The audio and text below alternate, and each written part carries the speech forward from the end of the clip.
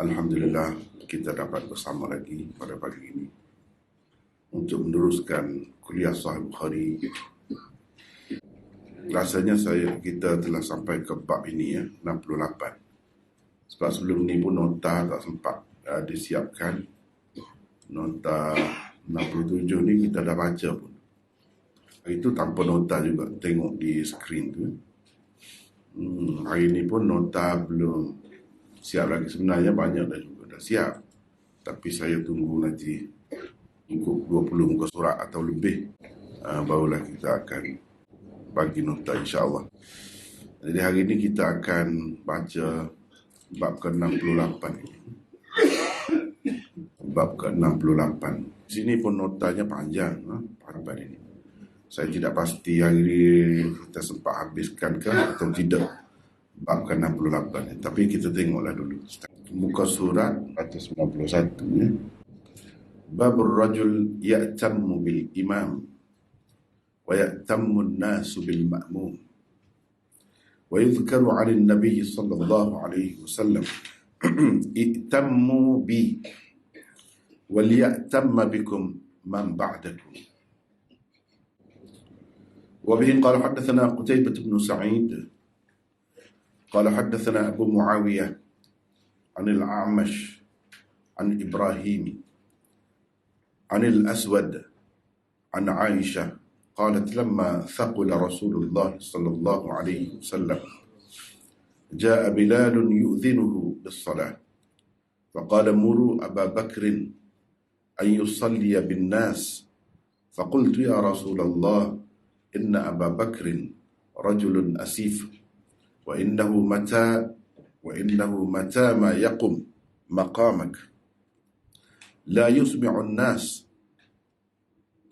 فلو أمرت عمر فقال مروا أبا بكر يصلي بالناس فقلت لحفصة قولي له إن أبا بكر رجل أسيف وإنه متى يقم مقامك لا يسمع الناس فلو أمرت عمر قال إنكن لأنتن صواحب يوسف مروا أبا بكر أن يصلي بالناس فلما دخل في الصلاة وجد رسول الله صلى الله عليه وسلم في نفسه خفة فقام يهادى بين رجلين ورجلاه يخطان في الأرض حتى دخل المسجد فلما سمع أبو بكر حسه ذهب أبو بكر يتأخر فأومأ إليه رسول الله صلى الله عليه وسلم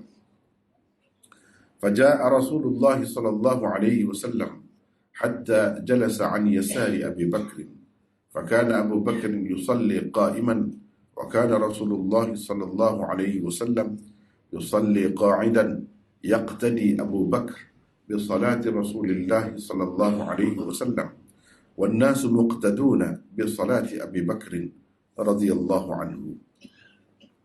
Kita balik semula ke tempat mula-mula baca tadi. Bab ke-68 untuk tengok terjemahan tajuk bab dan juga hadis di bawahnya. Bab orang yang mengikuti salat imam, sedang orang-orang lain pula mengikuti salatnya. Yani orang-orang lain di belakang. Di belakang lagi pula mengikuti salatnya. Kemudian kita pergi kepada hadis hadis yang ke-717. Sebenarnya sama, lebih kurang lah. Hadis tu juga dah kiranya. Sebelum ni pun kita dah baca hadis ini juga. Cuma di sini Imam Bukhari sebutkan dengan maksud yang lain, dan sedikit sebanyak lafaznya pun berbeza. Baik, kita tengok dulu terjemahannya. Imam Bukhari dengan sanadnya meriwayatkan daripada Al-Aswad daripada Aisyah, kata beliau, ketika sakit Rasulullah sallallahu alaihi wasallam semakin parah, Bilal datang menemuinya untuk memberitahu bahawa waktu salat telah tiba. Nabi sallallahu alaihi wasallam lalu bersabda, "Kamu suruhlah Abu Bakar menjadi imam kepada orang ramai." Maka aku terus berkata, wahai Rasulullah, sesungguhnya Abu Bakar seorang laki-laki yang lembut hatinya. Jika dia menggantikanmu, suaranya tidak akan dapat didengar oleh orang. Alangkah lebih baik kalau engkau suruh saja Umar. Baginda bersabda lagi, suruhlah Abu Bakar menjadi imam kepada orang ramai. Lalu aku katakan kepada Hafsah, katakanlah kepada baginda, Abu Bakar adalah seorang laki-laki yang lembut hatinya. Jika dia menggantikan tempatmu, maka dia tidak akan dapat memperdengarkan suara bacaannya kepada orang-orang. Alangkah lebih baik kalau engkau suruh saja Umar. Maka bersabdalah Rasulullah sallallahu alaihi wasallam, sesungguhnya kamu ini seperti wanita-wanita Yusuf, yakni wanita-wanita yang tergoda dengan Yusuf. Suruhlah Abu Bakar menjadi imam orang ramai. Ketika Abu Bakar sudah memulai salat, Nabi SAW merasai dirinya sudah agak ringan. Baginda pun keluar rumah dengan dipapah oleh dua orang laki-laki dalam keadaan berjalan dengan menyeret kakinya di atas tanah hingga masuk ke dalam masjid. Apabila Abu Bakar terperasan akan kedatangannya, dia terus mahu mundur ke belakang. Namun Rasulullah SAW memberi isyarat kepadanya, yakni supaya terus tetap di tempatnya. Lalu tibalah Rasulullah SAW hingga baginda duduk di sebelah kiri Abu Bakar. Abu Bakar bersalat dengan berdiri, sedangkan Rasulullah SAW bersalat dengan duduk. Abu Bakar bersalat dengan mengikuti salat Rasulullah SAW. Orang ramai pula mengikuti, yakni bersalat dengan mengikuti salat Abu Bakar. Lepas tu baru bab 69. Ini bab yang ke-68. Kalau kita perhatikan, hadis di bawah bab ke-68 ini sama juga dengan hadis di bawah bab 67 sebelum ini. Cuba kita perhatikan. Cuba perhati. Ini bab ke-67. Tetapi di bawah tajuk bab man asma'an nas takbir al-imam. Bab orang yang memperdengarkan takbir imam kepada orang ramai. Ini hadis. Cuma sedikit pendek, sedikit pendek. Dan dalam riwayat ini tidak disebutkan di sebelah mana Nabi SAW itu pergi duduk. Sebelah kiri ke sebelah kanan. Tak sebut. Dan ini lebih pendek. Lepas tu kita perhatikan beberapa kali Imam Bukhari akan kemukakan hadis ini, tapi dengan maksud yang berlainan. Ada yang panjang sikit, ada yang panjang betul, ada yang ringkas, begitulah. Sebab Imam Bukhari memaksudkan dengan kitab dia ni, maksud dianya ialah memahami sebanyak mungkin pengajaran daripada sesuatu hadis itu, sehingga kita boleh letakkan sesuatu hadis itu di bawah tajuk yang berbeza-beza. Hadis sama, maknanya pengajaran daripada hadis itu sangat luas, bukan sesuai dengan satu tajuk sahaja. Contohnya hadis ni banyak tajuk yang sesuai. Itulah sebabnya Imam Bukhari ulang. Ini orang panggil hadis-hadis yang macam ni, orang panggil hadis mukarrar, hadis yang berulang, hadis yang diulang banyak kali oleh Imam Bukhari. Tentunya maksudnya berlainan. Tentunya maksud dia lain, tidak sama. Kalau kita perhatikan bab dulu, orang yang memperdengarkan takbir imam, itu tajuknya. Hadis sama. Sebab Abu Bakar bertindak sebagai mukabbir atau muballigh dalam sembahyang itu, yang memperdengarkan takbir intiqalat Nabi sallallahu alaihi wasallam. Jadi ketika berpindah daripada satu rukun ke satu rukun tu, Allahu Akbar, sebab Nabi sebut tu perlahan sangat, suara dia lemah pada ketika itu. Dan Nabi SAW pula bersembahyang sambil duduk, jadi orang tak nampak di belakang yang jauh tu, tak nampak. Jadi tak tahulah pergerakan Nabi tu. Dengan sebab itu Sayyidina Abu Bakar tu berperanan sebagai mukabbir. Sekarang ni tak perlu dah sebab dah ada pembesar suara kan. Tak perlu. Tapi dalam keadaan tidak ada pembesar suara, nak buat macam mana nak sampaikan pergerakan imam tu, nak bagi tahu kepada orang di belakang tu. Pergerakan imam tu daripada satu rukun ke satu rukun. Caranya ialah dengan melantik ataupun menentukan mukabbir lah, seorang ke atau beberapa orang. Kalau tak memadai seorang, sekiranya jauh sangat saf itu di belakang, beberapa saf, berpuluh-puluh, mungkin beratus, maka perlu kepada beberapa orang mukabbir dalam keadaan tidak ada pembesar suara lah. Jadi itu tujuannya. Di sini maksud lain pula. Imam Bukhari nak cerita benda lain pula. Dari segi hadis tu kita dah banyak dah cerita dari segi hadis tu. Cuma di sini adalah tempat-tempat yang kita akan bincangnya. Kita tidak bincang dah tempat yang kita telah bincang tu, yang telah kita temui dalam hadis di bawah bab sebelum ini. Itu kita tak akan bincang. Tengok sana lah. Tengok. Yang kita akan bincangnya benda-benda yang tidak ada lagi, tidak dibincang sebelum ini. Bahkan seperti saya telah tunjuk sebelum ini, 2 tempat dah sebelum ini telah Imam Bukhari bawakan hadis ini dengan maksud yang berlainan. Dan di sana pun kita dah bincang juga. Dengan sebab itu, dalam hadis yang lepas pun saya tak banyak bincang. Kalau bincang pun yang belum kita sentuh lagi. Begitu. Sama juga di sini. Jadi di sini yang tidak mengikuti salatnya. Kan saya nak Bakar, kan dia ikut Nabi. Dia mengikut Nabi. Orang lain di belakang dia ikut dia. Jadi ikut tu apa? Ikut apa? Jumhur ulama kata ikut pergerakan Nabi SAW. Pergerakan Sayyidina Abu Bakar. Dia tak nampak pergerakan Nabi kan, sebab Nabi duduk. Sembahyang sambil duduk itu tak ada khilaf lah tu. Semua riwayat mana-mana pun memang sebut begitu.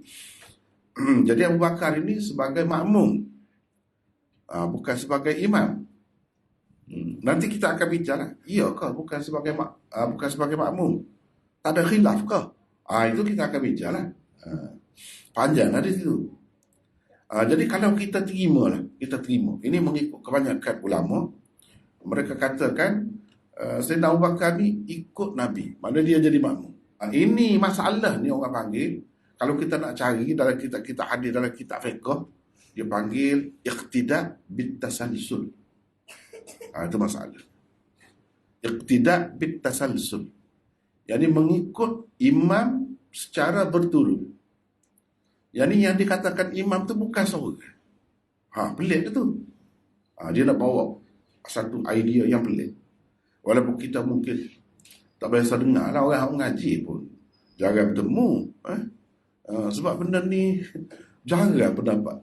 Tapi Imam Bukhari nak cerita, kamu jangan berasa pelik. Kalau ada orang berpendapat begitu, memang tokoh-tokoh besar dulu ada dah yang berpendapat begitu. Alasan dia mana? Hadis ni. Itu dia nak cerita. Alasan dia hadis ni lah alasan dia. Jadi jangan kamu berasa pelik. Dia sebenarnya ada alasan juga. Ada alasan juga sebenarnya bagi orang yang berpendapat begitu. Jangan kamu kata dia suka-suka hati, ikut nafsu, jangan. Ini hadisnya. Kalau tempat pegangan mereka, ini hadisnya. Bagi orang yang mengatakan tidak, sebenarnya imam tu Nabi ya. Yang lain-lain Nabi seorang. Abu Bakar tu ikut pergerakan saja, dia bukan imam. Tak boleh panggil imam. Tapi ada satu kumpulan ulama mengatakan Abu Bakar tu imam juga. Dan begitulah saf di belakang-belakang lagi. Saf pertama jadi imam kepada saf kedua jadi imam kepada saf ketiga, saf ke-40 jadi imam kepada saf ke-41 dan seterusnya. Dia panggil imam. Itu istilah. Kita jadi imam banyaklah pula. Hakikatnya sebenarnya imam satu saja. Hakikat. Cuma dia panggil. Dia guna istilah imam. Boleh ke begitu? Itu persoalannya, boleh ke begitu? Boleh. Atas dasar imam itu mana? Orang yang diikuti. Yang diikuti. Diikuti apa? Diikuti pergerakannya. Dari sudut itu boleh kita kata imam. Nampak? Jadi saf yang ke-40 tu jadi imam kepada saf 41. Boleh kita kata. Tidak salah lah. Tidak salah. Hakikatnya imam tu satu je. Hakikatnya imam tu satu saja. Dalam kes ini Nabi SAW lah imam tu. Jadi Sayyidina Abu Bakar tu imam dari sudut itu sahaja. Dan begitulah seterusnya ke belakang lagi tu. Begitu. Orang yang mengikut, kita dah baca tadi. Baik. Kita dah ada nota di situ. 1532. Panjang nota ni. Para ulama berbeza pendapat tentang maksud Bukhari mengadakan bab ini. Jadi Imam Bukhari ni itu yang unik dia. Kadang-kadang kita baca kitab dia ni nak syarah tajuk bab dia tu lebih panjang lagi daripada syarah hadis. Hadis tu hadis tu. Hadis tu. Jadi banyak tempat dah kita dah bincang dah hadis tu. Baik, apa? Ini boleh tengok sini ya. Kepada yang boleh merujuk tu ada makna lah saya sebut ni. Kitab ni boleh ada makna, boleh tengok. Boleh tengok, boleh rujuk sendiri. Jadi kita dah ada panduan ni, lebih memudahkan lagi. Kalau tidak kita tak boleh nak gambar apa dia nak cerita apa ni. Masalah apa ni dia nak bentang kepada kita. Itu pun kita tak boleh nak tangkap sebenarnya. Kalau kita baca sendirilah, orang tak biasa kan dengan Bukhari ni, tak tahu apa maksud dia. Dia nak cerita apa sebenarnya. Baru kita tahu, paling tidak baca nota saya ni. Panjangnya. Maksud dia, paling tidak. Kalau ada kemampuan boleh tengok banyak lagi lah kitab. Boleh rujuk lah. Mungkin ada yang saya tidak sebut di sini. Yang pertama, menurut Al-Aini, Badruddin Al-Aini, melalui tajuk bab ini Imam Bukhari mahu menyatakan kecenderungannya kepada mazhab Asy-Sya'bi. Itu dia kata begitu. Dia nak cerita dia sependapat ataupun menyokong Sya'bi dalam masalah ni. Tengok. Mana kita tahu kan? Kalau tengok tajuk saja, dia nak sokong siapa, nak ceritakan dia sependapat dengan mana kita tahu. Bila kita baca syarah, baru tahu. Apa pendapat Sya'bi? Pada pandangan Asy-Sya'bi, jika jemaah terlalu ramai dan banyak pula saf-safnya, sehingga diperlukan kepada mukabbir. Mukabbir tu dah faham dah kan? Kita dah sebut dah. Mukabbir atau kita kata muballigh, dia panggil juga. Atau musmi' dipanggil juga, tak apalah. Itu perkataan-perkataan yang sama artinya. Maka dalam keadaan itu akan adalah apa yang dinamakan sebagai iqtida' bitasalsul. Nampak? Jadi itu kita kena tahu dia nak cerita masalah apa ni. Ini masalah jemaah dah ni. Kita masih lagi dalam bab sembahyang jemaah. Bila berjemaah tu kadang-kadang tu banyak sangat saf. Jadi bila banyak sangat saf tu, kita nak kata macam mana orang duduk saf belakang. Dia ikut siapa sebenarnya? Dia ikut imam. Kalau imam tu jauh tak apa. Rendah pula imam. Kalau dia berdiri pun rendah, katakanlah. Ataupun lindung di balik dinding ke apa ke. Sekerat tu dia duduk balik dinding, balik tiang ke. Macam-macam boleh berlaku kalau jauh. Jadi dia nak ikut siapa? Dia ikut siapa sebenarnya? Tentu dia ikut orang depan dia, orang dekat dia. Dari segi tunduk, bangun apa. Tak boleh kita kata dia ikut imam. Mana dia nampak imam pun. Itu. Begitulah seterusnya. Itu orang panggil masalah iqtida' bitasalsul. Itu kita kena tahu. Bila kita baca hadis, ada yang berkait dengan fiqh, sudut fiqh. Dalam kitab fiqh, bab ni kita nak cari ni, bab apa? Biar tahu dulu, nak cari benda macam ni, bawa bab mana? Misalnya, bawa bab faqidut tahurain. Mana asas hadis dia? Faqidut tahurain. Mana orang yang tidak mempunyai dua bahan bersuci. Air pun tak ada, tanah pun tak ada. Nak bersuci. Nak sembahyang, kita tak ada air sembahyang. Kita kena bersuci dulu baru boleh ambil air sembahyang kan. Air pun tak ada, tanah pun tak ada. Macam mana kita kata air tak ada, tanah tak ada? Tak ada lah, kita dikurung dalam laut. Katakanlah dalam laut. Kita nak tebuk, mati kita masuk air. Kita nak ambil air sembahyang. Air ada tapi macam tak ada lah. Kadang-kadang air ada, kita sakit, kita tak boleh guna. Guna bahaya untuk kita. Itu pun orang panggil macam tak ada juga. Ni tak ada kedua-dua. Jadi kita nak sembahyang macam mana? Itu masalah, orang panggil masalah faqidut tahurain. Orang yang tidak mempunyai kedua-dua bahan untuk bersuci, untuk membolehkan dia bersembahyang. Dia nak buat macam mana? Dan kalau hadis, nak cari bawah hadis mana? Dia berkait tu, dia berkait. Asasnya hadis juga. Asasnya hadis juga. Cuma kalau pergi kepada fiqh tu dia banyak pendapat lah. Ni kata begini sebab begini, ni kata begini sebab begini.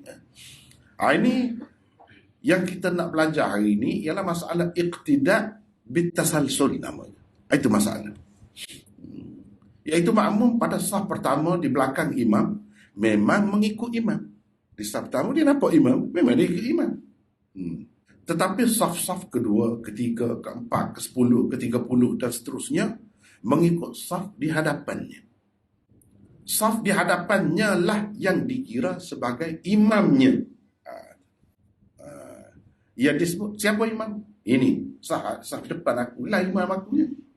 Begitu. Orang yang baru masuk, apa faedah dia duduk bincang benda ni? Apa faedah? Apa hasilnya? Dia sebab tu yang bincang ni ada faedah dia, ada beza dia, hukum dia. Begini. Orang yang baru masuk dalam saf ke-40. Sebagai contohnya, perlu mengikut dan mengambil kira saf sebelumnya, iaitu saf ke-39. Saf ke-39 itulah yang menjadi ikutan dan imamnya. Jika orang dalam saf ke-39 masih rukun ketika orang yang baru masuk dalam saf ke-40. Jika orang dalam saf ke-39 masih rukun ketika orang yang baru masuk ke dalam masuk dalam saf ke-40 dan ia sempat rukuk bersama orang-orang di dalam saf ke-39, berarti ia mendapat rakaat itu meskipun imam telah pun bangun dari rukuknya. Imam sebenar depan tu bangun dah, tapi kan pergerakan tu lambat kan.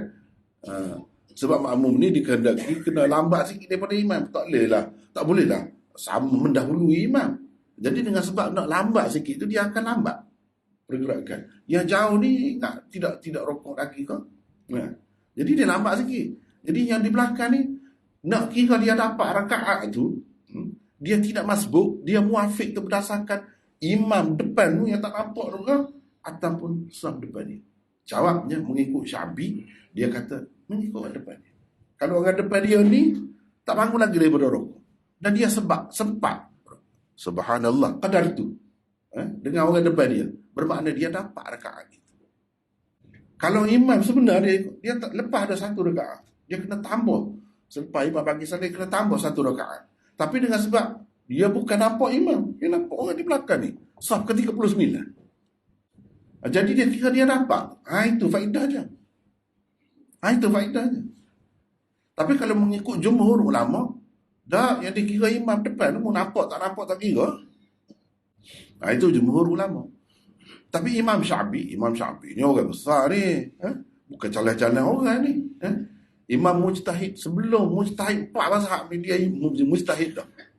Tu Imam Syafi'i. Jadi bagi dia masih dapat lagi. Dia kira gitu, bukan kira imam. Kata Al-Aini, antara bukti Imam Bukhari cenderung kepada mazhab Syafi'i ialah beliau memulakan bab ini dengan hadis mu'allaq. Dia bagi alasan sebab dia kata Imam Bukhari ni cenderung ke situ. Apa buktinya? Dia kata kita kena tengok hadis mu'allaq yang Imam Bukhari bawa. Selepas tajuk tadi, dia ada hadis mu'allaq di bawah tu. Hadis mu'allaq tu kecenderungannya ke situ. Itu cara Imam Bukhari dia nak cerita dia ni. Faham macam ada apa mazhab dia, kena tengok. Selain daripada tajuk dia, kena tengok selepas tu ada ke tidak hadis yang dia kemukakan. Walaupun hadis mu'allaq pun. Hadis mu'allaq tu maknanya hadis yang tak ada sanad. Yang ni kita nak tunjuk ni. Ini yang dipanggil hadis mu'allaq. Selepas tajuk tadi dia sebut ni. Ni hadis ni. Hadis daripada Nabi SAW tapi tak ada sanad. Al-Aini kata bukti bahawa Imam Bukhari ni cenderung kepada mazhab Syafi'i ialah dia kemukakan hadis mu'allaq ini. Kalau kita baca sendiri tak nampak. Usah ke tuan-tuan, puan-puan sekalian, saya sendiri pun tak nampak. Saya sendiri tak nampak. Kena baca dulu. Baca tu baru nak.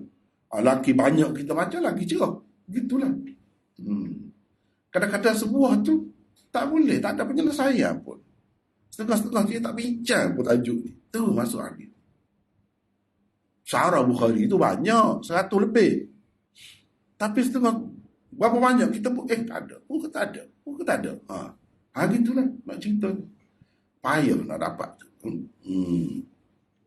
Tapi kalau macam Al-Aini tu dia syarah besar kan. Syarah 20 jilid lebih. Sahih Bukhari. Dia ada lah bincang. Dia ada. Dia ada bincang. Dia kata kalau kita tengok di situ, nampak. Beliau memulakan bab ini dengan hadis mu'allaq. Ia jelas menunjukkan makmum dalam saf pertama mengikut imam. Orang-orang yang berada pada saf di belakang saf pertama pula mengikut saf sebelumnya. Kalau hadis mu'allaq itu maksudnya.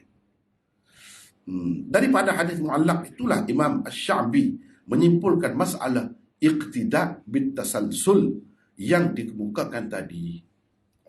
Dia faham daripada mana? Dia bukan kata ikut pendapat dia sewena-wena sesuka hati. Tidak. Dia ada hadis lah. Ibnu Battal dan Ibnu Tin, ni semua ni pensyarah Sahih Bukhari belaka, berkata tajuk bab ini sesuai dengan pendapat Asy-Sya'bi dan Masruq. Ditambah pula seorang pula ada lagi, Masruq. Ini pun tokoh besar juga. Sebelum Imam Pak ni lagi, sebelum tu lagi. Kerana mereka berdua berpendapat imam menjadi imam kepada semua saf. Sementara saf-saf pula sebahagiannya menjadi imam kepada sebahagian yang lain, yakni yang di belakangnya. Kata Asy-Sya'bi, jika seseorang bertakbiratul ihram dan sempat rukuk di belakang sesuatu saf, sebelum saf itu mengangkat kepala mereka daripada rukuk, berarti ia telah mendapat rakaat itu, kerana sebahagian mereka merupakan imam bagi sebahagian yang lain. Sedangkan sekalian fuqaha mengambil kira angkat kepala imam daripada rukuk sahaja imam sebenarnya yang depan. Itu pendapat itulah yang lebih cermat. Tapi Syafi'i berpendapat begitu. Nak buat macam mana dia imam mujtahid.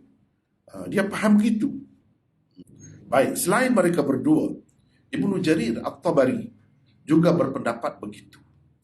Ini boleh tengok dalam syarah Ibnu Battal, syarah Ibnu Tin, syarah Ibnu Al-Mulaqqin dan Faidul Bari, syarah Bukhari oleh Maulana Anwar Shah Kashmiri dan lain-lain. Ini benda ni ada. Kalau nak tengok, boleh tengok situ. Cuma sebab dinotakan, saya tak bagi lagi lah muka surat jilid berapa tu, saya tak bagi. Tapi dalam kitab-kitab ni ada. Yang kedua, itu pendapat pertama. Baru pendapat pertama. Sebab tu saya bimbang hari ni, takut tak ada habis ni. Kalau nak habis semua ni, panjang perbincangan. Berapa muka surat. Yang kedua, menurut Hafiz Ibn Hajar, tidak jelas Bukhari cenderung kepada mazhab atau pandangan Asy-Sya'bi itu. Dia kata gitu. Tak jelas tu. Beliau sekadar menyatakan ada jalan. Yani ada alasan juga bagi pendapat orang-orang seperti Asy-Sya'bi itu. Sekadar tu dia nak cerita. Supaya apa? Supaya kita orang kemudian tak kata sewenang-wenang bagi pendapat. Dia ada alasan yang kukuh juga. Hadis pegangan dia tu sahih. Jadi nak cerita. Supaya kita ni berhati-hati ya. Tidak celupar, tidak gopoh nak kata kepada orang-orang yang hebat-hebat itu. Ini kerana beliau tidak menyatakan dengan jelas apa pilihannya. Mengikut Hafiz Ibn Hajar, dia tidak nyatakan pilihan dia. Cuma kalau kita faham sendiri itu, Pak, kita yang faham itu, tak mesti lagi dia tu berpendapat begitu, mazhab dia begitu, tak mesti. Dia sekadar menyatakan orang yang berpendapat begitu ada alasannya. Itu sekadar tu saja. Baik, yang ketiga. Menurut Syah Waliullah, tajuk bab ini dilihat dari sudut artinya mengandungi dua kemungkinan. Satu, kemungkinan pertamanya ialah ada makmum mengikut imam. Jadi pada saf pertama. Orang-orang lain di belakang makmum itu pula mengikutnya daripada segi mereka mendengar takbirnya dan pergerakannya semata-mata. Sedangkan imam sebenar bagi semua mereka adalah sama. Satu, ya imam depan mana? Ada banyak imam. Cuma istilah mereka saja dipanggil saf ini imam kepada saf di belakangnya, saf ini imam kepada saf di belakang orang di belakang dia. Itu istilah saja. Yang sebenarnya imam sama kata dia. Yang kata imam yang depan itu menjadi ikutan dalam pergerakan dia. Gitu maksudnya. Yang kedua, kemungkinan kedua ialah orang-orang di belakang makmum memang mengikut makmum itu sebagai imamnya. Dua kemungkinan. Itu Syah Waliullah sebut. Dua kemungkinan.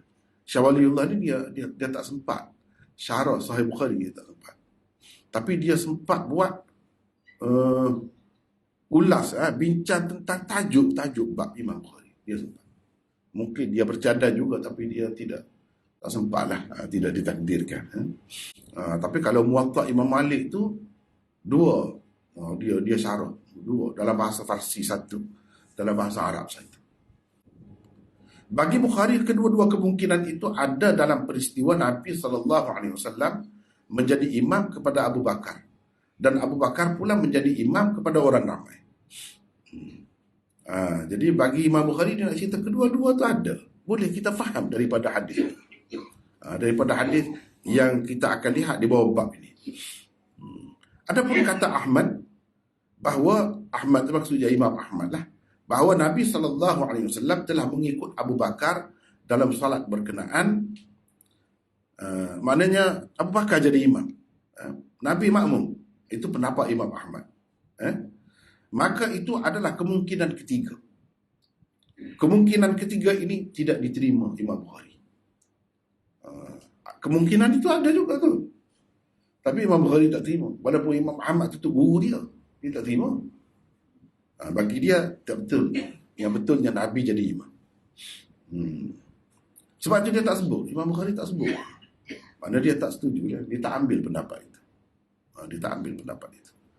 Yang keempat, menurut Maulana Rashid Ahmad Gangguhi, apa yang disebut oleh Bukhari sedang orang-orang lain yang di belakang pula mengikuti salatnya, yang di salat makmum dalam tajuk tu, hanya berarti mengikut perbuatannya sahaja. Sebabnya ialah yang diikut sebenarnya tiada lain, hanya imam jua. Yang kata imam tu dari sudut bahasa, mana ikutan. Yang diikut oleh orang belakang ni, dia ikut siapa? Ikut orang depan dia. Itu kata dia. Yang kelima, Maulana Husain Ahmad Madani. Maulana Husain Ahmad Madani ni guru kepada guru saya. Dan semasa hidup almarhum tuan guru kita, Menteri Besar dulu, saya pernah bercakap dengan dia. Dia kata ni guru dia. Dan dia belajar dengan Husain Ahmad Madani ni tahun terakhir. Lepas tu dia tak mengajar. Guru saya terima tu sebelum tu lagi. Daripada Husain Ahmad Madani. Sebab apa disebut Madani? Dia lama. 17 tahun duduk di Madinah. Dan mengajar apa di sana. Di Masjid Nabi, di banyak tempat lah. Lepas tu dia balik ke India pula. Dan dia menggantikan apa ni, gurunya Maulana Anwar Shah Kashmiri di Darul Ulum Deoband, jadi Syekhul Hadis, dia ganti. Selepas Anwar Shah Kashmiri dia, jadi dia kata itu kan terakhir. Lepas tu dia tak mengajar. Dia hidup lagi tapi dia berhenti. Sebab dia orang politik kuat ni. Pernah di jail oleh penjajah berapa kali masuk jail. Zaman penjajah dulu. Sebelum ketika itu India belum merdeka. Pakistan pun belum wujud lagi. Belum wujud lagi. Dia sudah berjual. Adegan tu guru dia tu ditangkap dan dipenjarakan di Pulau Malta dengan tu guru dia, Syekhul Hind Maulana Mahmudul Hasan. Perjuangan kemerdekaan ni, perjuangan kemerdekaan. Maulana Hussein Ahmad Madani pula berpendapat tajuk bab sebelum ini menyatakan sembahyang mukabbir, yakni orang yang memperdengarkan takbir imam kepada orang-orang di belakangnya sah dan tidak terjejas sedikit pun.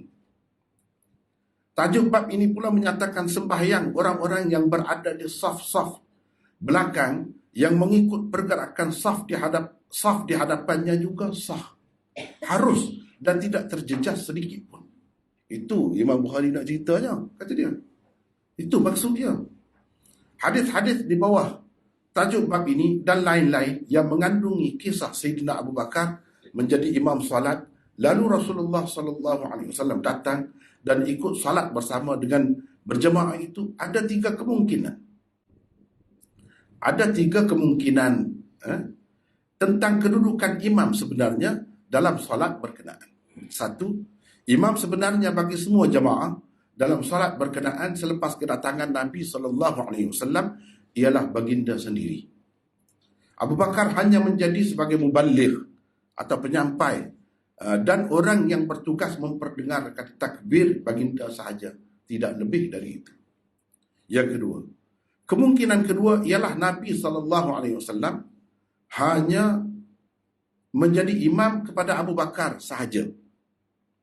Adapun Abu Bakar, beliaulah yang menjadi imam kepada semua orang lain selain Nabi. Inilah pendapat Syafi'i. Ini pendapat Syafi'i.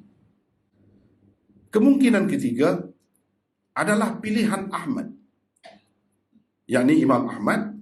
Imam Ahmad, menurut beliau yang menjadi imam dalam kisah itu ialah Abu Bakar. Itu kata Ahmad. Imam Bukhari tidak menerima kemungkinan ketiga ini, kerana itu beliau tidak menyentuh langsung tentangnya. Hanya dua kemungkinan yang pertama itu sahaja diterimanya. Untuk menyatakan kemungkinan pertama, Imam Bukhari mengadakan tajuk bab ke-67, iaitu bab man asma'an nas takbiral imam. Tajuk bab sebelum ni nak membuktikan kemungkinan pertama. Ada kemungkinan pertama. Untuk menyatakan kemungkinan kedua pula, beliau mengadakan tajuk bab ke-68 ini. Tujuannya nak membuktikan kemungkinan kedua. Pendapat jumhur ulama pergi kepada kemungkinan yang pertama. Jumhur ulama pergi dengan yang pertama. Pendapat Asy-Sya'bi dan orang-orang yang sependapat dengannya pula pergi kepada kemungkinan yang kedua. Itu kata Hussein Ahmad Madani. Hussein Ahmad Madani. Kalau hadirin hadirat nak tengok kitab tu, ni kitab dia, boleh saya tunjuk. Ini Tashrihat Bukhari. Dalam ni dia kumpulkan beberapa syarah syekh hadis. Beberapa orang syekh hadis Darul Ulum Deoband dikumpulkan dalam kitab ni, ada 7 jilid semua. Kita boleh tengok ni. Ini Tashrihat. Dalam ni lah yang saya ambil ni. Tapi ini dalam bahasa Urdu. Orang tak boleh bahasa Urdu saja. Nasib baiklah saya boleh bagi juga hidangkan kepada masyarakat kita ni. Ni Tashrihat Bukhari. Dalam ni ada ni Qutbul Alam, Rashid Ahmad Gangguhi, syarah dia pun ada dalam ni. Syekhul Hadis Maulana Zakaria. Ni Syekhul Arab wal Ajam Maulana Sayyid Hussein Ahmad Madani, ada juga dalam ni. Jadi beberapa syekh hadis dikumpulkan pendapat-pendapat mereka di dalam kitab ni. Ada kitab ni dalam bahasa Urdu. Dalam bahasa Urdu. Ni. Baik. Yang keenam. Ini berdasarkan pengamatan saya dah setelah saya perhati semua tu. Ini pandangan saya sendirilah. Bagi penulis, pendapat Imam Bukhari dalam masalah ini sebenarnya sama seperti pendapat jumhur ulama. Hakikat ini dapat dilihat pada hadis yang dikemukakan oleh beliau di bawah tajuk bab ke-67 dan di bawah tajuk bab ke-68. Cukup itu. Nak menunjukkan dia pilih yang mana. Dia seperti jumhur. Saya tak setuju seperti Al-Aini kata dia sependapat cenderung kepada pendapat Syafi'i. Bagi saya tidak. Sebab apa? Tengok hadis yang dia bawa di bawah. Setiap tajuk tu kena tengok. Jangan tengok yang mu'allaq tu saja. Sebab yang mu'allaq tu masih ada banyak lagi kemungkinan. Banyak lagi kemungkinan.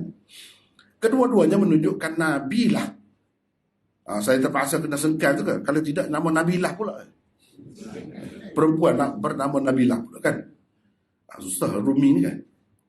Kedua-duanya menunjukkan Nabilah yang menjadi imam solat setelah baginda datang dan masuk ke dalam masjid.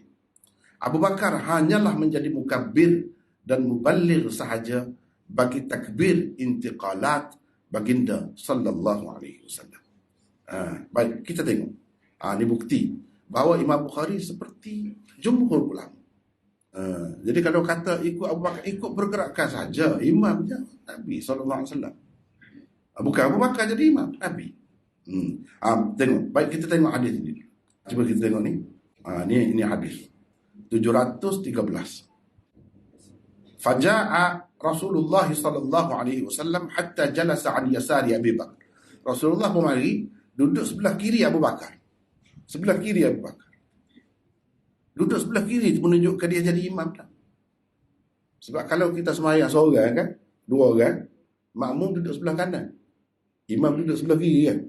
Duduk sebelah kiri itu isyarat kepada dia jadi imam, bukan Abu Bakar jadi imam.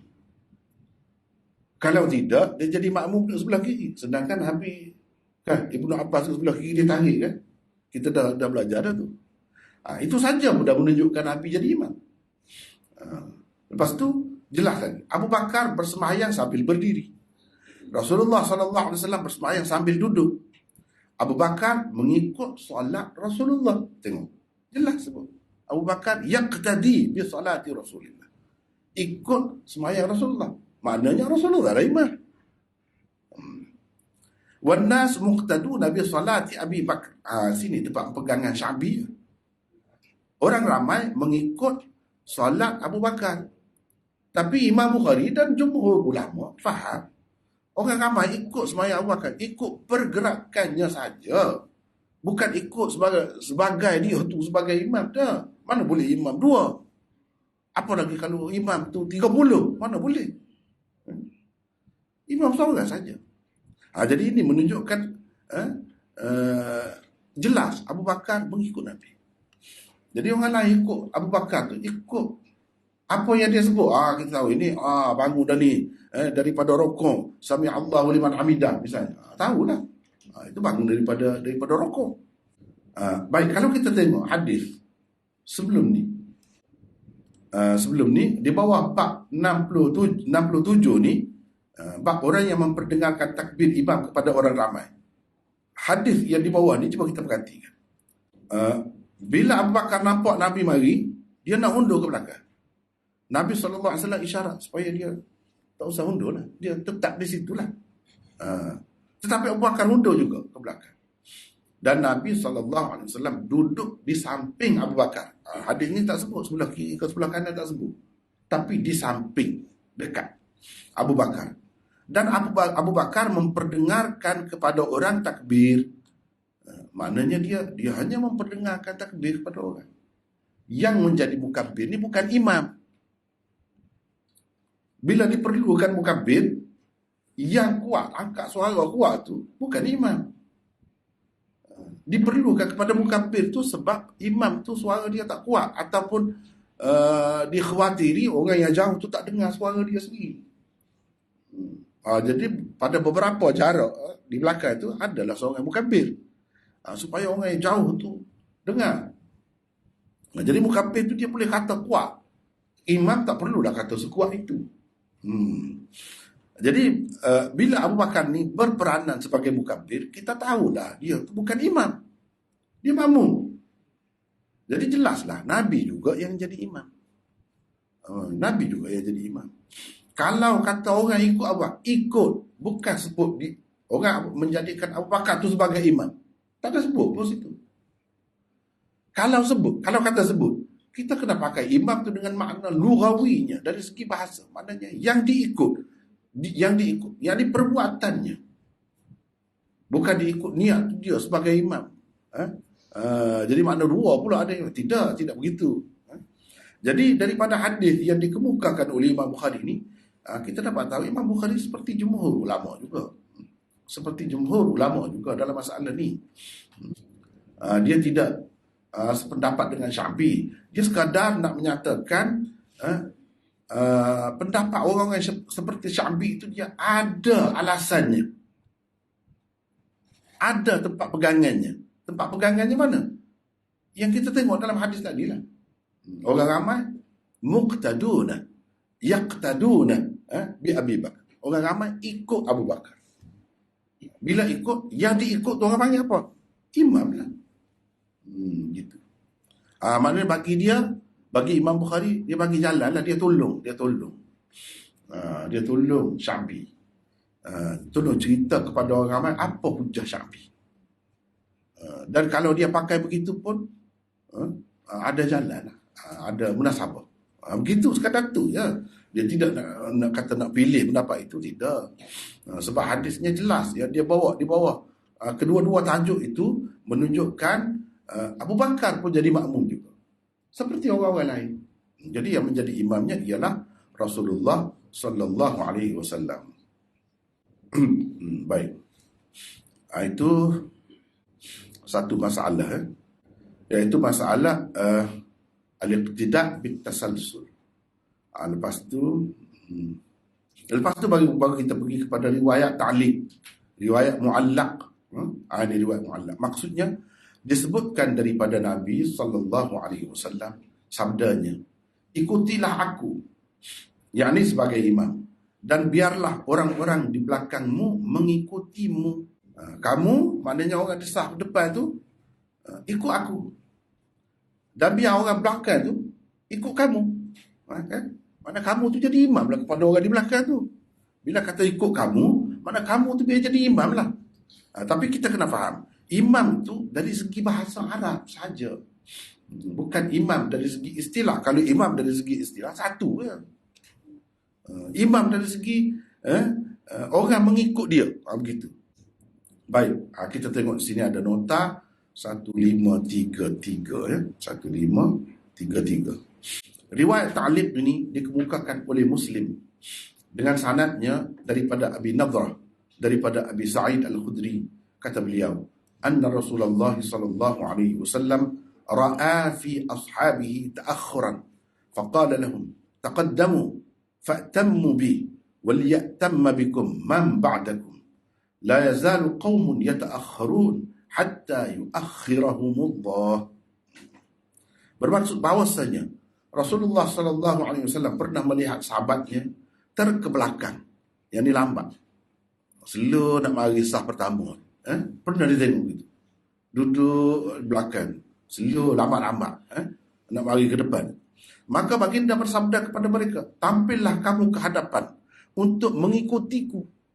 Mana Nabi ajak, marilah duduk sah depan ni, sah pertama tu, mari. Dan biarlah orang-orang di belakangmu mengikutimu. Akan sentiasa ada golongan yang berlambat-lambat, sehingga akhirnya Allah juga melambat-lambatkan mereka. Jangan duduk, kita kata jangan duduk buat perangai lambat lagu tu lah, slow lagu tu lah, mungkin jadi habis slow benda-benda lain. Gitu maksudnya. Kalau kita buat terbaik slow gitu, habis benda slow lah. Jangan menyalahkan Tuhan. Perangai kita tu, kita duduk didik diri kita lagu tu. Itu maksud dia nya. Jadi marilah depan. Jadi hadis ni macam-macam pendapat ulama. Ada yang kata Nabi SAW suruh duduk depan. Bukan solat saja, apa-apa pun. Supaya apa? Supaya orang kemudian ikut. Generasi tabi'in ikut sahabat. Dan sahabat itu yakin, ya dia buat ni. Memang dia tengok Nabi SAW. Kalau duduk jauh, tak nampak lah. Jadi kamu ni, Nabi nak sahabat-sahabat dia ni, belum-belum mari duduk dekat dia. Kalau belajar pun, duduk depan. Kalau semayang, duduk sah pertama. Kalau berperang pun, duduk dekat dia, depan. Begitu. Supaya apa? Supaya kamu dicontohi oleh generasi kemudian. Generasi kemudian ikut yang sebelum tu. Generasi ikut sebelum tu. Begitu. Nabi nak begitu. Ada yang berpendapat seperti itu. Ada yang kata, ni cerita semaya ni. Cerita semaya. Memanglah, zahir hadis ini memang berkenaan dengan semaya. Tapi golongan yang pertama tadi, dia perluaskan makna dia. Sebab itu pun dimaksudkan oleh Nabi SAW juga. Bukan berkait dengan semaya saja ni. Makna kita kena maju. Jangan mundur. Jangan lambat di belakang. Kena cepat. Barulah. Jadi terbaik cepat tu. Jadi kita nak duduk depan. Sentiasa depan. Nak berperang pun duduk depan. Nak derma pun depan. Nak belajar pun depan. Begitu. Sebab apa? Bila di depan ni banyak perkara dah jelas. Jelas. Orang di belakang tak dengar, orang depan boleh dengar kan? Gitu. Orang di belakang tak nampak, orang depan boleh nampak. Jadi dia nampak tu misalnya Rasulullah bersungguh ke tidak bersungguh. Macam mana air muka dia tu. Nampak. Kalau di belakang mana nak nampak? Dia bersungguh ke tidak bersungguh ketika dia bercakap tu. Jadi penting nampak tu, duduk dekat tu. Itu maksudnya. Baik, hadis ini diriwayatkan juga oleh Ahmad, Abu Daud, An-Nasai dan Ibnu Majah. Sabda Nabi SAW, "I'tammu bi." Ikutilah aku. Ditujukan kepada orang-orang yang berada pada saf pertama. Kalau berkenaan dengan semaya lah, berkenaan dengan semaya. Maksudnya ialah ikutilah aku pada perbuatan dan gerak-geriku dalam salat. Waliyatamma bikum man ba'dakum. Pula bermaksud biarlah orang-orang di belakangmu mengikuti perbuatan dan gerak-gerimu yang mengikutiku. Jadi inilah pegangan Syafi'i. Orang di belakang tu ikut Nabi. Jadi orang belakang ikut tu. Dia faham ini. Sabda Nabi SAW ini menunjukkan para makmum yang berada di dalam saf di belakang yang tidak nampak imam atau tidak mendengar takbir imam. Boleh. Jadi harus bergantung kepada saf di hadapannya. Atau mukabbir yang juga mengikuti imam yang sama. Sama ada saf di hadapannya nampak imam atau tidak. Dan ia juga semata-mata mengikut mukabbir atau saf di hadapannya. Jadi nak ceritanya sembahyang tu tak ada kurang. Tak ada terjejas. Sah harus. Tidak kata kita sembahyang ni kena pastikan. Imam kena pastikan. Tak perlu. Kalau kita ikut orang di belakang tu, depan kita, sah depan, sudah memadai. Sah dah. Sembahyang kita tidak terjejas pun. Cuma kurangnya dari segi kita duduk saf yang ke-100 lah. Orang lain duduk saf pertama. Tu je lah.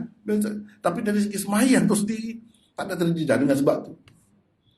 Dengan sebab kita tak dengar suara imam takbir, tapi kita dengar mukabbir. Sah. Itu nak cerita. Betul lah seperti Syekh Hussein Ahmad Badani sebut tadi. Dia kata nak cerita sah. Tidak terjejas. Asy-Sya'bi dan orang-orang yang sependapat dengannya pula berpegang dengan zahir hadis ini. Menurut mereka maksud hadis ini ialah setiap saf di hadapan merupakan imam bagi saf di belakangnya. Imam yang sebenar bagi mereka juga seorang sahaja. Dikatakan imam kepada saf di hadapan hanyalah kerana orang-orang yang berada di saf belakang mengikuti perbuatan dan gerak-geri orang-orang yang berada di dalam saf di hadapannya. Dari sudut itu disebut imam. Dari sudut lughawi orang panggil. Dari sudut bahasa ia apa makna imam? Orang yang diikuti. Tidakkah sekarang ni dah kita tak nampak imam yang sebenar, kita ikut orang depan kita. Ya betul. Jadi imam lah. Gitu maksudnya. Tapi mereka pun kata imam yang sebenar satu je. Boleh sebut, boleh kata siapa imam bagi di saf yang ke-30? Jawabnya saf ke-29. Boleh kata. Macam itu nak sebutnya. Uh, Jangan kata, oi, salah tu, ajaran salah, mari mana pula, macam tu. Jangan kata begitu. Telah ada orang yang berpendapat begitu. Tokoh besar seperti Syafi'i. Itu maksud Imam Bukhari. Dia nak ceritanya dengan tokoh-tokoh ni jangan main-main. Jadi dia ada alasannya.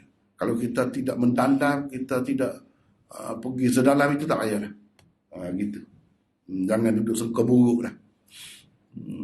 Kata Hafiz Ibn Hajar, ada orang berpendapat sebabnya Imam Bukhari mengemukakan hadis Abu Sa'id Al-Khudri ini dengan sirah tamrid ialah kerana Abu Nadrah, perawi yang tidak menepati syarat beliau lantaran sedikit kedhaifan yang ada padanya. Ini bagiku tidak benar. Kerana tidak semestinya apabila seseorang perawi itu tidak menepati syarat Bukhari, maka ia tidak layak dijadikan hujah di sisi beliau. Bahkan ada kalanya ia juga boleh dijadikan hujah. Cuma ia tidak menepati syarat Bukhari untuk sahihnya, yang merupakan syarat sahih yang paling tinggi. Sebenarnya, sirah tamrid tidaklah secara khusus menunjukkan kedhaifan sesuatu hadis yang dikemukakan. Ia juga digunakan untuk hadis sahih. Berbeza dengan sirah jazam, kerana ia memang tidak digunakan kecuali untuk hadis sahih. Itu kata Hafiz Ibn Hajar dalam Fathul Bari. Kita terjemah tu. Nak tengok-tengoklah. Baik. Jadi Hafiz Ibn Hajar ni sebut begitu. Jadi orang sebelum dia kata, siapa? Pensyarah Sahih Bukhari juga, Al-Kirmani. Kirmani kata. Baik. Pendapat Hafiz Ibn Hajar tu dibantah, dikritik oleh apa yang kita panggil biras dia. Al-Aini itu, Badruddin Aini itu biras ni mana isteri masing-masing itu ada beradik. Gitu kan. Hafiz Ibn Hajar dengan Hafiz Aini ni isteri masing-masing itu ada beradik. Oh, hebat. Adalah Fathul Bari. Aini bantah, kritik. Banyak sebenarnya Aini kritik. Kadang-kadang kita yang baca ni kan, apa kita nak kata? Kalau orang kata sikit, faham sikit dengar, sengal bahasa sengal, dia kritik tu. Tapi itulah kena sabarlah, ulama-ulama ni sabar. Hafiz Ibn Hajar sabar. Tapi sambil dia sabar tu, dia tulis pula 2 buku kitab. Itu nak tahu. Sebab itu Hafiz Ibn Hajar ni memang kalau kita kata, kalau syarah Bukhari ni nombor 1 bagi saya lah. Orang lain pun kata begitu. Orang lain pun kata begitu. Sebab apa? Sebab bila orang kritik, dia tenangnya. Tapi dia jawab juga. Dia jawab dalam bentuk kitab pula. Contohnya ni kan, saya nak tunjuk. Apa kita baca dulu, tengok dulu. Hafiz Al-Aini mengkritik pandangan Hafiz Ibn Hajar itu dengan berkata, apa yang disebutnya itu mengoyak kaedah Imam Bukhari. Itu koyak kaedah Imam Bukhari itu. Macam tu, kata begitu. Ini tak berat lagi. Kadang-kadang dia kata berat lagi. Kalau nak kira sengang, kalah, orang kata. Hafiz Ibn Hajar seorang yang ialah ulama, jiwa seni, terasa lah. Tapi dia tidak balas teruk. Dia tidak balas. Dia tenang. Situ nampak Hafiz Ibn Hajar ni seorang yang hebat kan. Dia kata baik. Kerana kalau dia, yakni Abu Nadrah, tidak menepati syarat Bukhari, bagaimana Bukhari berhujah dengannya?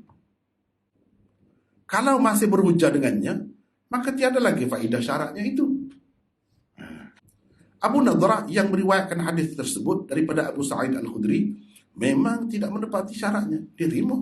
Memang tidak menepati syaratnya. Dia di sisi Bukhari hanya layak sebagai perawi syahid atau mutabi' sahaja. Kerana itulah Bukhari mengemukakan hadisnya sebagai syahid, yakni mutabi' sahaja bagi hadis Jabir di dalam Kitab Syuruk. Itu dia kritik. Itu Hafiz Al-Aini kritik. Hafiz Ibn Hajar. Baik, saya nak tunjuk di sini. Ini Hafiz Ibn Hajar, selain dia tulis Fathul Bari ni. Fathul Bari itu maklum kan, dia ada tulis Taghliqut Ta'lim. Ini Taghliqut Ta'lim. Ini ada 6 jilid.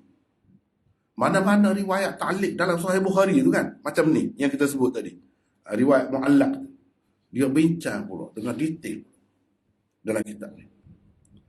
Yang dia tidak sebut di dalam Fathul Bari. Dia bincang dengan detail pula. Hadis ni duduk di mana. Macam mana sanad yang sebenarnya. Dia sebut. Lepas tu, orang yang kritik dia. Orang yang kritik dia, terutamanya Al-Aini, kalau nak tengok jawapan dia, tengok di sini. Intiqadul i'tirad.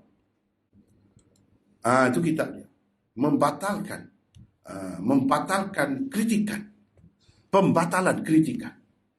Orang kritik dia dijawab. Jadi bila kita tengok semua tu kan, kita cerah lah. Cerah. Yang dia kata itu mengoyak kaedah Imam Bukhari. Tak koyak. Tak koyak pun sebenarnya. Cuba kita perhati. Baik. Sekarang saya nak tunjuk ni.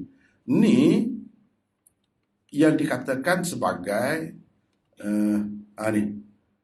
Disebutkan daripada Nabi SAW. Ini terjemahan riwayat mu'allaq tadi. Baik, kita tengok riwayat mu'allaq. Wa yuzkaru 'anil Nabi sallallahu alaihi wasallam. Tadi kita dah kemukakan ni hadis ni ada dalam Sahih Muslim. Tidak dhaif lah kalau dalam Sahih Muslim. Cuma dalam Bukhari, Imam Bukhari tak kemukakan dalam bentuk musnad. Mana lengkap bersanad. Sebab apa?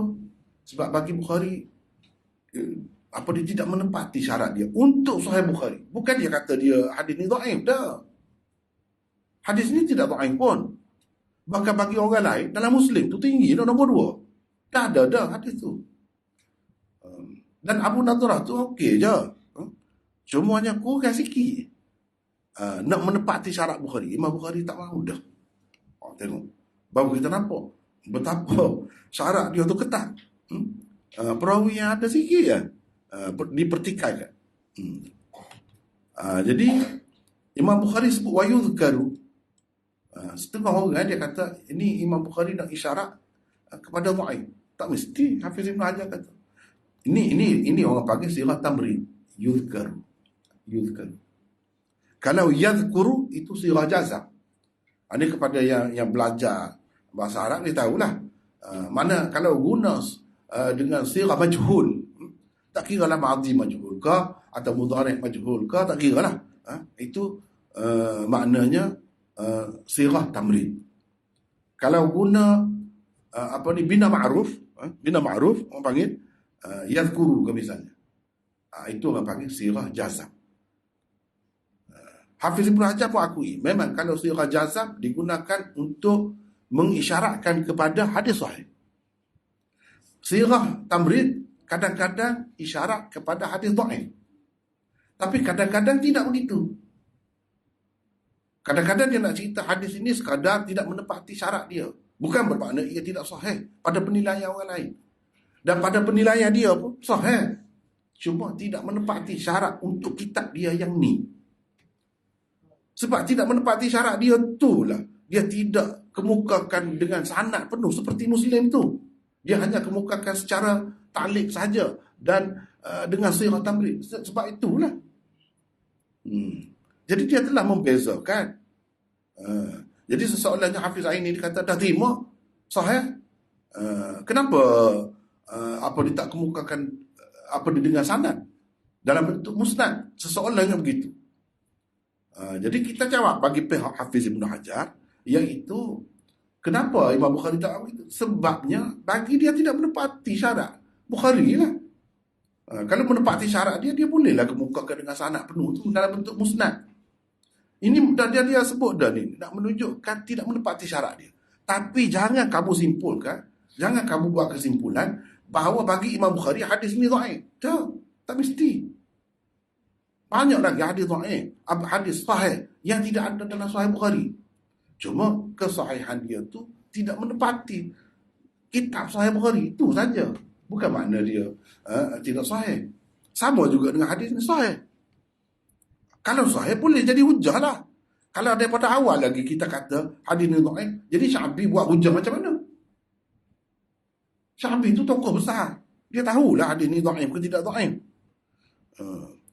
Jadi kalau dah sahih, walaupun sahih itu tidak sampai ke tahap sahih Bukhari, sudah boleh guna, sudah boleh buat hujah. Itu maksudnya. Tak ada koyak, tak ada koyak. Apa ni kaedah Imam Bukhari? Apa tak ada. Jadi Imam Bukhari dah sebut dah, yang menepati syarat untuk sahih dia itu saja yang dia kemukakan dalam bentuk musnad, dalam bentuk bersanad. Ni bersanad. Contohnya, hadis yang kita baca di bawah bab ni, dia dengan sanad ni. Ni haddatsana Qutaibah bin Sa'id qala haddatsana Abu Muawiyah, dan seterusnya. Itu hadis musnad. Hadis yang lengkap sanadnya. Kenapa Imam Bukhari tak kemukakan yang dia sebut wayu zakaru tadi dalam bentuk begini?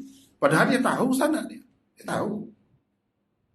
Sebab bagi dia tidak menepati syarat dia lah. Daripada situ kita tahu, hadis itu tidak menepati syarat Imam Bukhari. Tetapi tidak semesti bila kata tidak menepati syarat Sahih Bukhari, hadis itu dhaif, tak mesti. Itu yang Hafiz Ibn Hajar kata. Jadi Hafiz Ibn Hajar tak setuju dengan pendapat setengah-setengah pensyarah yang mengatakan ini isyarat daripada Bukhari tentang kedhaifan hadis itu. Sebab apa? Sebab dia guna sighah tamrid. Hafiz Ibn Hajar tak setuju. Jangan kata begitu. Baik. Habis di situ. Habis di situ baru kita pergi kepada hadis. Kita pergi kepada hadis, masa nak habis dah. Masanya nak 10.30. Takkan kita nak pergi ke 12 kan? Sambung.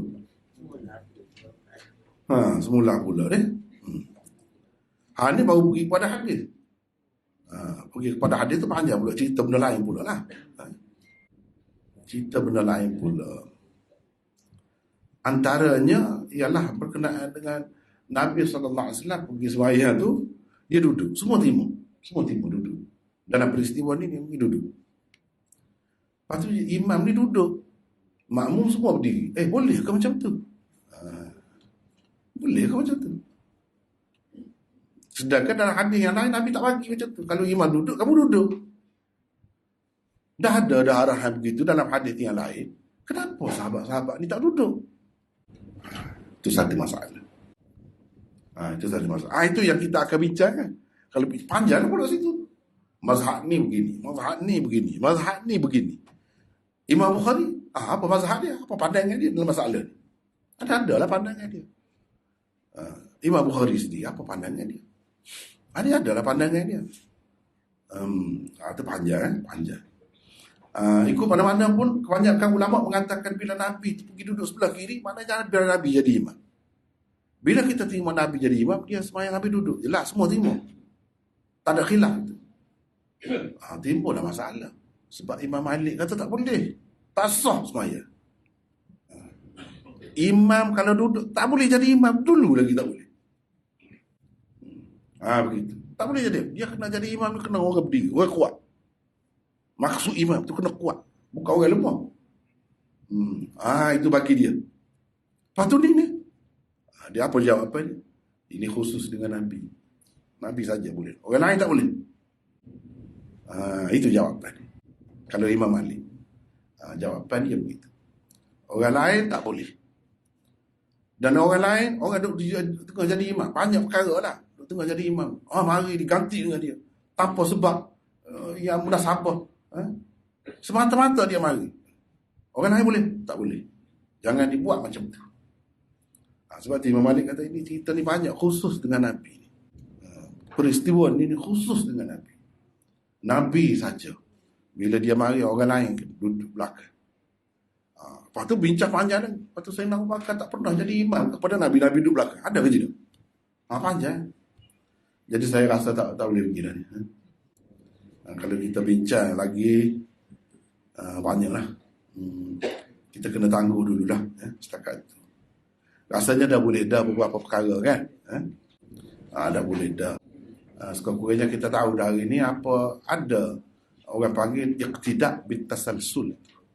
Iqtida' bitasalsul. Yang mungkin sebahagian daripada kita tak pernah dengar sebelum ni. Jadi apa maksud iqtida' bitasalsul?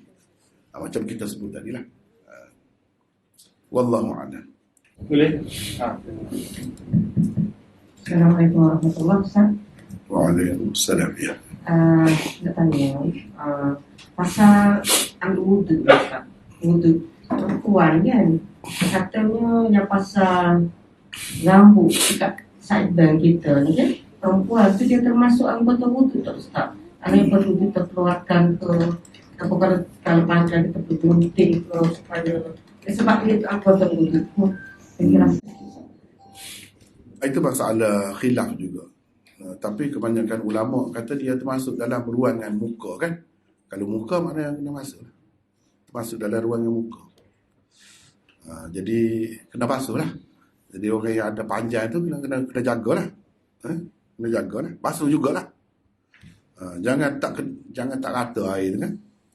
Kalau ada apa ni orang panggil ni juntayan rambut dia tu, kalau dia panjang dia taruh sini kan. Jadi kena biar rata air. Sebab itu masuk dalam ruangan muka. Bila muka kena basuh lah. Itu lebih cermat lah. Walaupun ada pendapat yang lain, tak apalah, itu sentiasa ada khilaf tu kan. Setengah-setengah orang tu dia kerana takut tidak terjaga, dia potong. Bila potong tu bagi orang perempuan jadi kurang cantik. Jadi kurang cantik. Sebab ada hadis, walaupun hadis itu dhaif, lelaki ni Allah SWT hiaskan dengan janggut dan misai. Perempuan Allah SWT hiaskan dengan juntayan rambut dia. Zawaib namanya. Itu zawaib. Tak berapa cantik lah. Tak boleh buat cekong gitu. Orang perempuan kan dia suka solek-solek ni. Nak suruh cantik tu macam-macam dia buat. Pula gitu kan. Tak dapat lah kalau potong. Gitu. Jadi kalau tidak potong kena jagalah. Itu lebih cermat. Assalamualaikum warahmatullahi wabarakatuh. Waalaikumsalam. Si kerja mungkin ni tinggal kita ada soal dari tahu tu, kamu tak tahu lagi. Gini, Maulana, apabila kita misalnya selepas solat kan, Assalamualaikum warahmatullahi wabarakatuh. Dalam satu buklet kecil tu kamu pun tengok dia kata Nabi apabila lepas misalnya dia baca dia istighfar lah tu kan, astagfirullah. Dan kita dah amal tu lah. Jadi bila kita amal tu, ada masyarakat kita kata buat demo nak banyak saja. Apa kata lagu mana? Ada lagi. Apa dia? Kata amantu billahi wa tawakkaltu 'alal hayyil lazim la yamutu. Baru dah sapa kau istighfarnya. Kata orang tahu dah kawan dengan lagu tu. Karena minta penjelasan Maulana apa lebih kita kata lebih relevan. Wallahualam. Dia gitulah. Yang sahih itu relevan lah. Yang sahih. Yang sahih. Jadi yang sahihnya istighfar. Yang betul dah lah yang buat tu. Betul. Itu yang sahih. Yang lain-lain itu ada. Kalau ada pun tidak sahih. Jadi yang lebih baik kita amal. Ini yang sahih. Begitu. Jadi yang sahih yang kebanyakannya begitulah. Jadi elok dah kena dah lah tu. Apa lagi kalau yang sahih pun tak ada, yang tidak sahih pun tak ada. Contoh, selalu orang kita kan lepas sembahyang, Allahumma antas salam wa minkas salam. Panjang lagi kan dia? Panjang lagi baca. Panjang lagi baca tu tak ada dalam hadis sahih pun tak ada, dalam dhaif pun tak ada. Itu rekaan sahaja. Salah kan? Tidak salah, makna dia tu tak ada yang salah. Kalau kita perhati. Fa'ayyina bisalam wa adkhilna al-jannata darussalam, apa semua tu kan? Salah. Kan betul. Cumanya kenapa kita terlalu beriltizam begitu? Hak orang lain tu sama dengan Nabi. Sehingga jadi mengelirukan. Sebahagian awal itu sikit-sikit ya yang Nabi yang sahihnya. Allahumma antas salam minkas salam tabarakta ya dzal jalal wal ikram. Itu saja. Jadi yang tu orang kata itu hak Nabi jelas sahih. Takut-takut nanti orang-orang yang baru belajar, yang baru masuk Islam ataupun yang baru belajar, ingat semuanya Nabi. Sebab sebahagiannya Nabi. Dia kata itu memang daripada Nabi tu. Jadi orang ingat semua, padahal tidak semua. Kita pula yang menimbulkan kekeliruan. Dari segi nak baca, kalau faham, tahu, tak jadi masalah pun. Tapi dalam keadaan masyarakat yang tak tahu apa ni kan, dia akan ikut, dia ingat. Nabi buat gitu. Nabi baca gitu. Itu kita menimbulkan kekeliruan. Yang eloknya tak payahlah. Bacalah seperti yang Nabi ajar. Sudah cukup dah tu. Sudah cukup. Itu yang terbaik. Banyak lagi lah, yang lain-lain lagi banyak lagi lah. Gitu. Jadi yang eloknya, paling baiknya kita buat seperti yang Nabi SAW ajar. Berapa kali dah saya sebut. Lepas jemaah ni, sekarang ni semakin lembab. Dah. Mengantik semacam dah. Tak tahulah ada perintah daripada siapa, wallahualam. Tapi saya nak minta, nak tanya lah. Kalau tanya depan, takut setengah hati pula nak. Kita umum lah. Kalau ada, saya pun nak tahu juga. Saya pun nak buat juga. Apa masalahnya kalau Nabi ada buat dah. Tapi selama ni saya duduk belajar. Bukan apa di luar negara. Di sini. Pondok saya belajar. Tak ada. Di pondok pun buat gitu. Dulu lah. Berapa tahun saya belajar di pondok. Tak ada. Lepas jemaah pakat ngadi. Jadi bila start ni, saya pun tak tahu. Kalau nak kata contoh ikut tanya pondok, saya belajar pondok. Ketika Tok Guru semua ada lagi. Tok Guru hak hebat-hebat besar. Lah ni anak buah ya. Lebih kurang kita. Anak buah dah. Ketika Tok Guru tak ada buah. Jadi panggil mana saya pun tak tahu. Minta lah kalau mana-mana tu imam ke tu qadi ke, tu mufti ke dah.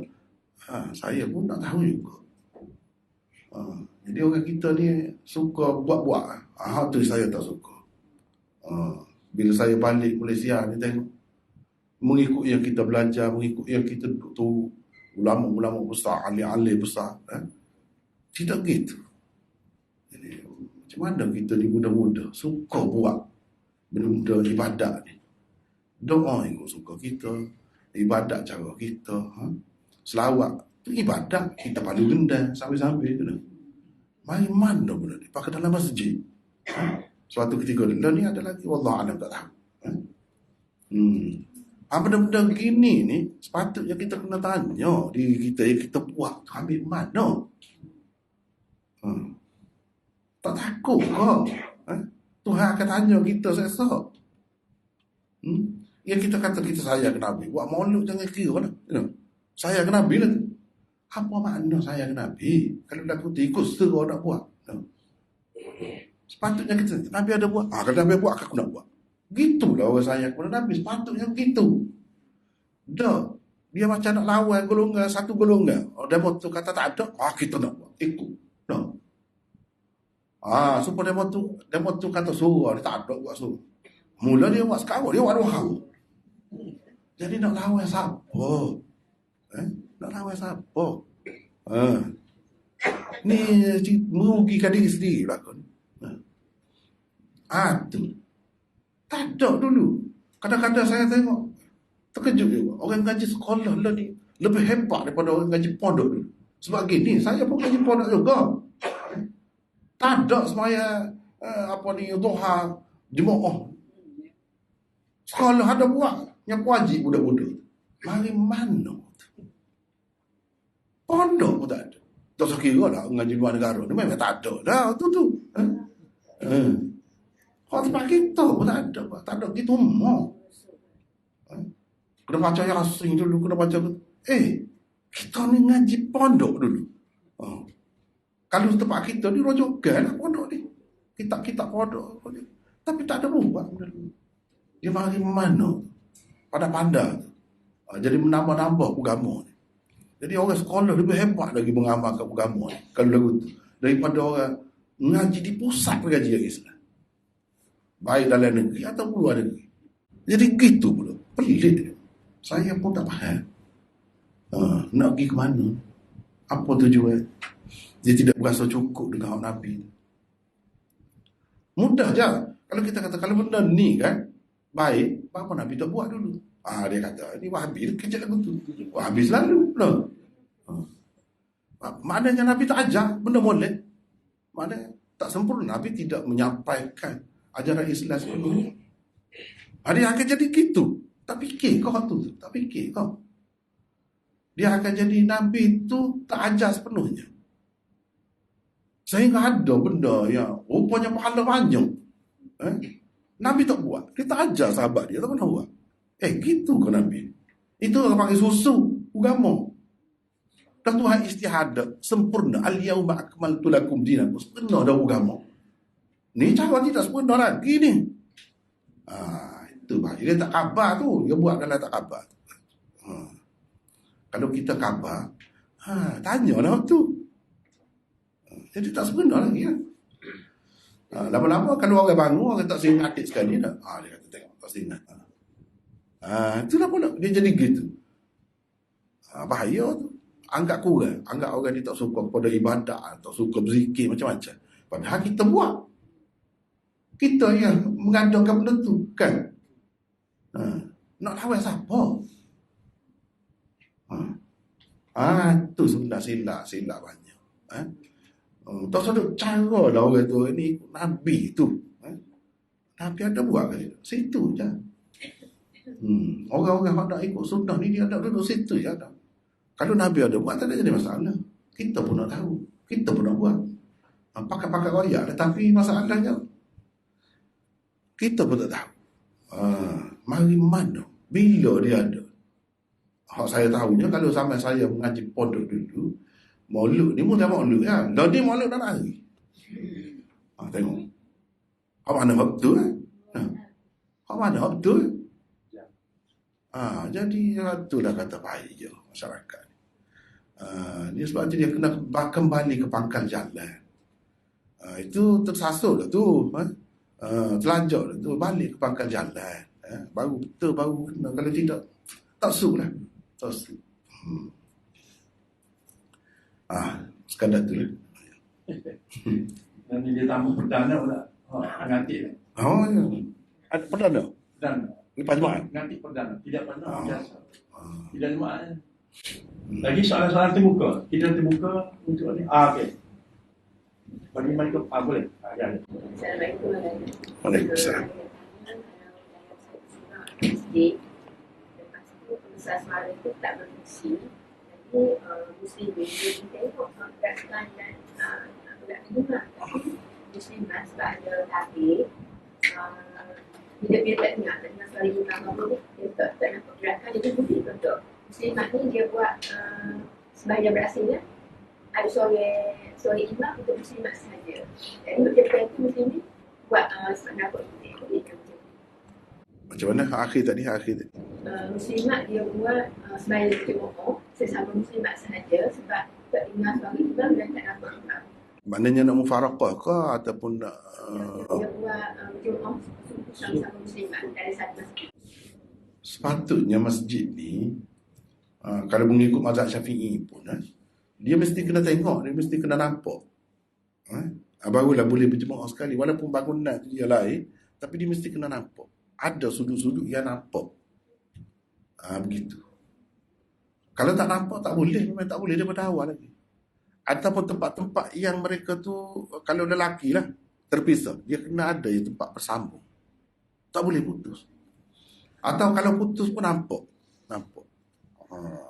Misalnya diputuskan oleh sungai ke, ni duduk sebelah belakang sungai ni duduk atas sungai. Dia kena nampak. Tak boleh berjemaah daripada awal lagi tak kena tu. Kalau tak nampak tu.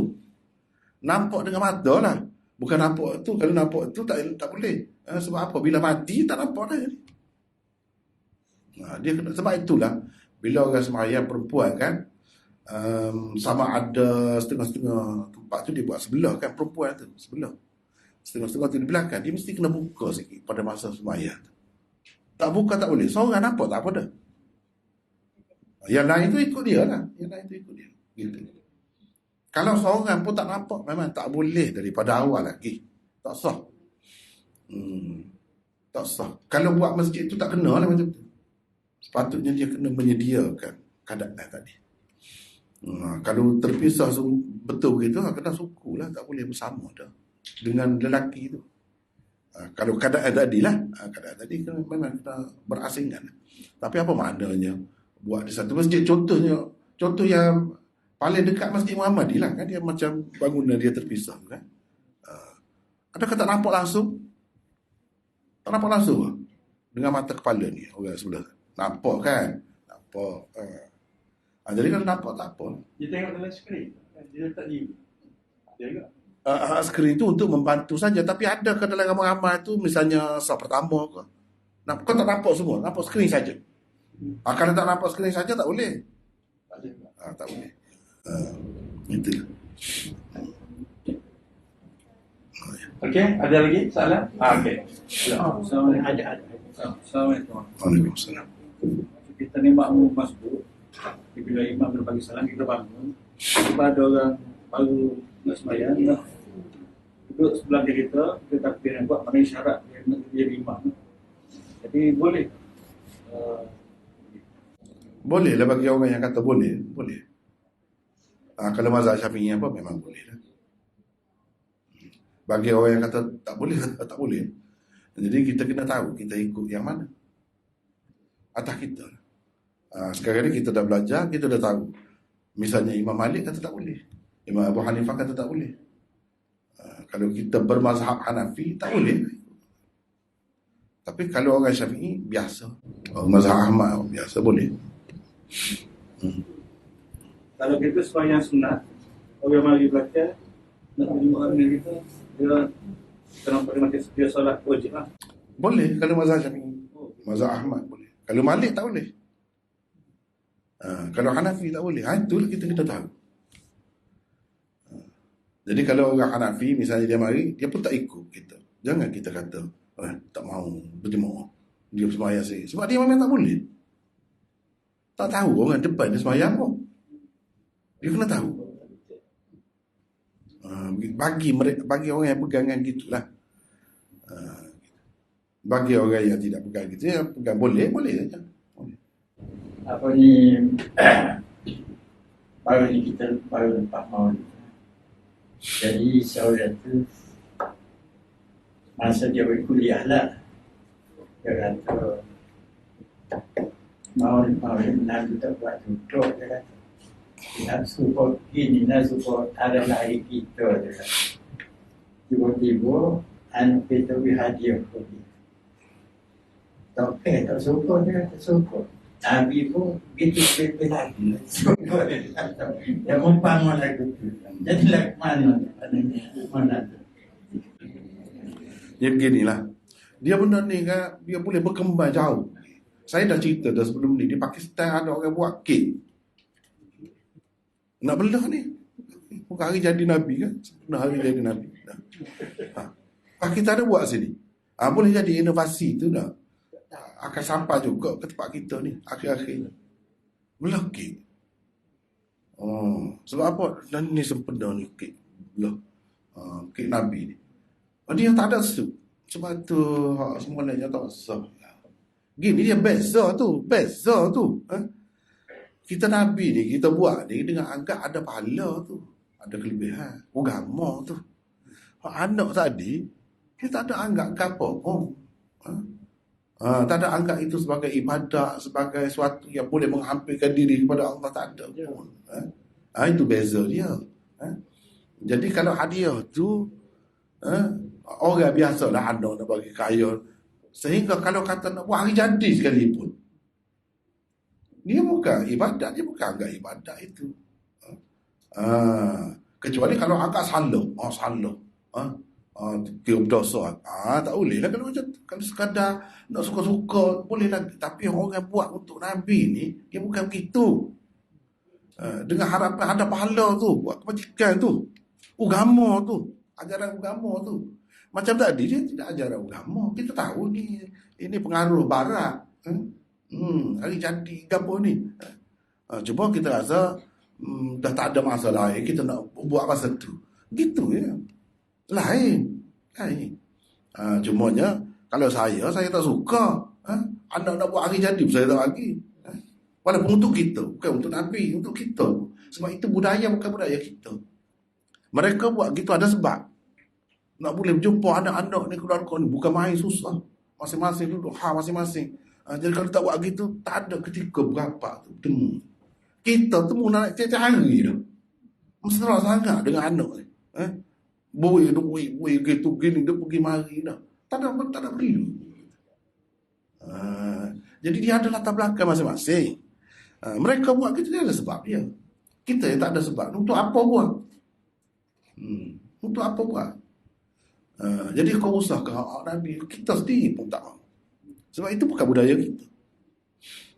Kalau tidak budaya kita, tak payah buat lah. Gitu lah. Wallah.